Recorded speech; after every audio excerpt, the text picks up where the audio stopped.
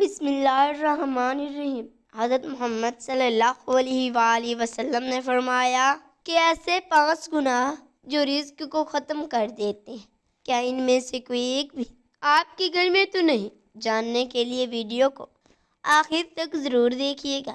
حضرت علی رضی اللہ تعالیٰ عنہ کے پاس ایک شخص آیا، کہنے لگا اے علی، وہ کون سے ایسے بدترین گناہ ہیں جو انسان کے رزق آخرت میں انسان کو اس طرح ذلیل کرتے ہیں کہ دنیا اور آخرت میں انسان کو کوئی مددگار باقی نہیں رہتا؟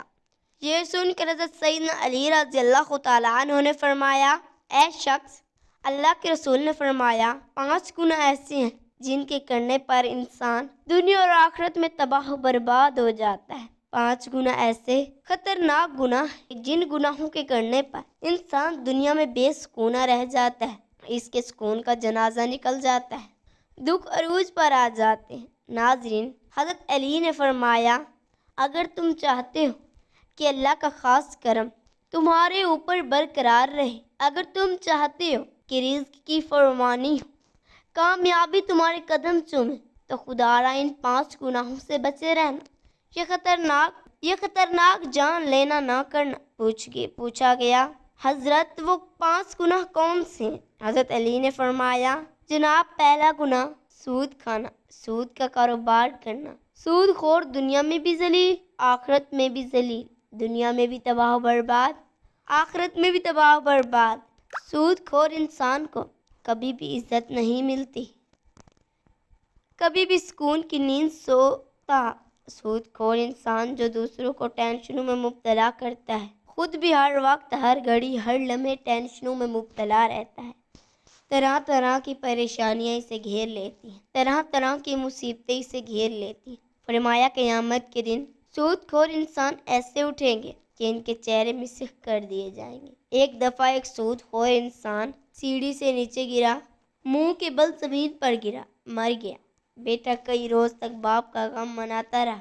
ہر ایک رات بیٹے نے باپ کو خواب میں دیکھ کر پوچھا ابا تیرے ساتھ کیا معاملہ ہو؟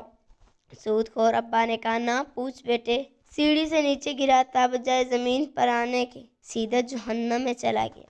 حضرت شیخ سعدی رحمۃ اللہ علیہ فرماتے ہیں میں ایک نیا مکان خرید رہا تھا، مکان کی تلاش میں تھا، اتنے میں ایک سود خور میرے پاس آیا، مجھے کہنے لگا یہ مکان خرید لو، عمدہ مکان ہے، اس میں کوئی عیب نہیں، اچھا مکان ہے، میں آپ کا ہمسایہ ہوں، اسی محلے کا رہنے والا ہوں۔ سود خور انسان مجھے کہنے لگا میں آپ کا ہمسایہ بن جاؤں گا، یہ مکان بڑا ہی عمدہ مکان ہے، اس میں کوئی عیب نہیں۔ حضرت شیخ سعدی فرماتے ہیں نادان تو کہتا ہے اس میں کوئی عیب نہیں، مجھے تو سارے عیب ہی عیب نظر آتے ہیں۔ اس نے کہا حضرت وہ کیسے؟ آپ نے فرمایا اس سے بڑا عیب کیا ہوگا کہ تو میرا پڑوسی ہے، اس سے بڑا عیب کیا ہوگا کہ ایک سود خور میرا پڑوسی ہے، اور جہاں مجھ جیسا پڑوسی ہے وہ مکان تو مفت میں بھی ملے پھر بھی مہنگا ہے۔ ناظرین، اگر دنیا اور آخرت میں عزت چاہتے ہو، اگر دنیا اور آخرت میں اعلیٰ مقام چاہتے ہو، اور اگر تم چاہتے ہو کھانا، سود خور کا کاروبار کبھی نہ کرنا۔ آپ رضی اللہ تعالیٰ عنہ فرمایا دوسرا گناہ کسی نیک عورت پر تہمت لگانا، کسی نیک متقی پرہیزگار عورت پر تہمت لگانا۔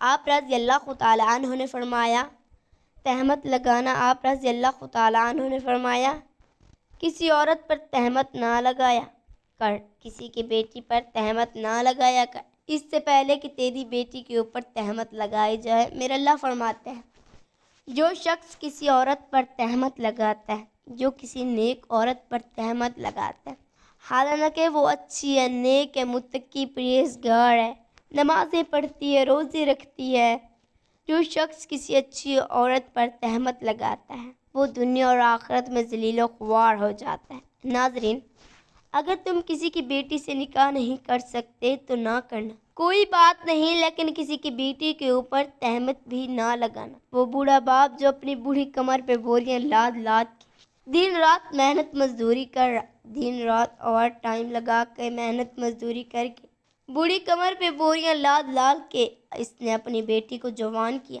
بیٹی کو پڑھایا لکھایا۔ آج جب اس کی بیٹی جوان ہوئی تو محلے کے نوجوانوں نے اس کی غریب بیٹی کو قبول ہی نہ کیا، تہمت لگا کے اسے ٹھکرا دیا۔ شادی کرنا گوارا نہیں کیا اس لیے کہ ان کے پاس جہیز نہیں ہے۔ ایک تو تم نے نکاح نہیں کیا، دوسرا اس پر تہمت تو نہ لگاؤ۔ فرمایا اگر تم چاہتے ہو کہ دنیا اور آخرت میں تمہیں عزت ملے، مقام ملے، خوشحالی ملے تو کسی نیک عورت پر تہمت نہ لگانا۔ تیسرا گناہ کسی کا مال ہڑپ کر جانا، خاص طور پر یتیموں کا مال ہڑپ کر جانا۔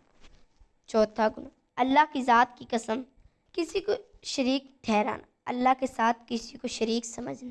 یہ ایک ایسا گناہ ہے، یہ اتنا بڑا گناہ ہے کہ اللہ تعالیٰ چاہے تو ہر گناہ معاف کر دے، چھوٹے بڑے گناہ معاف کر دے، مگر یہ شرک کرنے والا گناہ اتنا بڑا گناہ ہے کہ اللہ تعالیٰ اس کسی کو معاف نہیں کرے گا۔ حضرت سیدنا علی رضی اللہ تعالیٰ عنہ نے فرمایا 5واں خطرناک گناہ، ناظرین دل کے کانوں سے سنیے گا، 5واں گناہ کسی کے اوپر جادو کرنا۔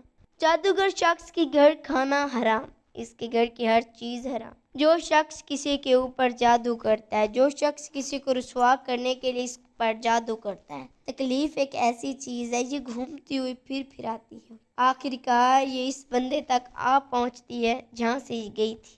جادوگر انسان یوں سمجھے گا وہ دائرہ اسلام سے نکل گیا۔ خدا را یہ خطرناک گناہ کبھی نہ کرنا۔ فرمایا یہ 5 گناہ ایسے ہیں جس کے کرنے پر اللہ تعالیٰ سخت ناراض ہوتا ہے۔ ناظرین اگر تم چاہتے ہو کہ اللہ کا کرم تمہارے اوپر برقرار رہے، اللہ کا خاص کرم تمہارے اوپر ہر وقت برقرار رہے، تو یہ 5 گناہ کبھی مت کرنا۔ ان 5 گناہ سے پرہیز کرنا، بچے رہنا۔ انشاءاللہ تمہیں دنیا میں بھی عزت ملے گی، مقام بھی ملے گا، کہیں دنیا میں مرتبہ بھی ملے گا، تم دنیا میں بھی کامیاب ہو جاؤ گے، رزق کی فراوانی ہوگی، خوشحالی ہوگی، کامیابی تمہارے قدم چومے گی۔